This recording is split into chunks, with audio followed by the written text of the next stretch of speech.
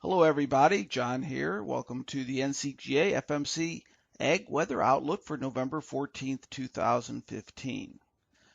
Well, usually this time of year things start to get a little bit more active. Fall's quiet, winter's busy, and where that transition is a little bit hard to say. Sometimes it comes earlier, sometimes it comes later. I think we're seeing signs of a more vigorous atmosphere. Now let's start off by looking at soil moisture. Right now, you can see over Illinois and Indiana, bit drier soil, so we need some additional precipitation before next growing season. Now we have a long way to go on that, but everywhere else pretty much close to normal. I see a little bit of shades of green here and there, a little bit of yellow, but usually they're indicating fairly near that neutral area. So parts of the Eastern Corn Belt could use some additional precipitation. Missouri, Kansas can use additional precipitation. Right in this area, right through here, it looks like the best area that could use additional rain. But everywhere else, fairly close to normal. Now this indicates over the last couple weeks changes. I see more brown than blue, so it's been drying out for the most part. There's been some precipitation, but overall it's been drying out. Now here's the last 7-day rainfall. I mentioned it'd be a quiet week with the exception of a very narrow axis, and you can see from parts of eastern Nebraska, northwest Iowa, and then towards Minneapolis, up towards the northern part of Wisconsin, a band of modest rainfall, as much as 2 inches, a few spots in yellow there. Everywhere else around the Corn Belt, either no rain or very quiet, so when we look at percent of normal, you can see that area in purple is above normal, and everywhere else below normal, especially parts of the eastern Corn Belt well below normal. Now look at that streakiness there in Missouri, parts of Illinois.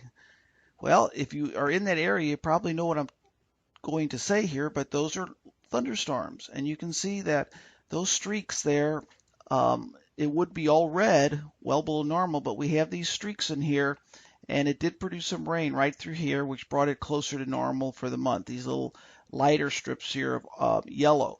So these are indicating that we had thunderstorms. We had some severe weather, especially over northern Missouri, parts of Iowa this past week. And again, that's typical of this more active period, a secondary severe weather season. Now, a secondary severe weather season, which I've talked about in some of my posts recently in my briefings, comes before the cold season really pushes in. It's during the transition period. So that's another sign we're seeing transition. A couple signs we're seeing this transition. One is this chance of severe weather. The second one will be more vigorous upper atmospheric energy, and we're seeing that as well. Now, I'll start to talk about snow. And really no snow anywhere in the Corn Belt, but there is some snow in the very far upper Midwest, Great Lakes there. You can see the shades of white, very light. That's probably actually gone today. A couple areas of blue, a little bit more significant, but I'll be talking about that more and more over the next couple weeks and months. Now, temperatures over the last week were, for the most part, above normal and well above normal over the far upper Midwest, as indicated in red. Close to normal over the eastern Corn Belt. You can see some areas of yellow, and that's a bit above normal. So really no extensive cold last week, even behind the front that went through.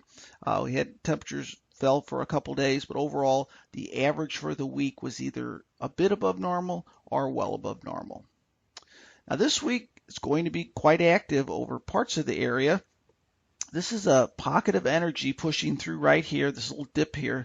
If you look at the upper air, this is the jet stream. There's a dip right here, and this is indicating a pocket of energy, and that's going to be sliding up in this direction, and that will bring a very strong surface low pressure and a good chance of some heavy rain over some relatively localized areas. I'll show that in just a second. Temperatures this week are going to average above normal, but the trend here, as I look at further into November, I think we are going to finally get some cold air. But this week looks like it's going to be averaging above normal. So here's some of the timing. This is on Tuesday, and this is that strong cold front that's coming through on Tuesday. Here's your area of low pressure, and right now models are indicating a fairly heavy rain with a strong inflow from the Gulf of Mexico pushing well up into the Midwest. So we're going to have some fairly deep moisture pushing well to the north ahead of this system, and that's going to be the big story this week. A very wide, broad swath of rain, but the heaviest amounts are going to be like we saw last week, confined to a fairly narrow axis. Now, if we get a little bit further out, November 19th through 24th, take a look at that area in blue. We're going to be having some cooler air associated with that dip in the jet stream, and that's going to be gradually sagging over a large part of the western and northern Corn Belt during the middle part of the month, and then as we get towards the latter part, it could spread a little bit further to the east. But I think the gradient is going to be, the greater departures are going to be in the west versus the east. So if we look at the 19th to the 24th, we really see this dividing line right here. This is near normal, but below normal over the western sections, and then still just near to slightly above normal over the east.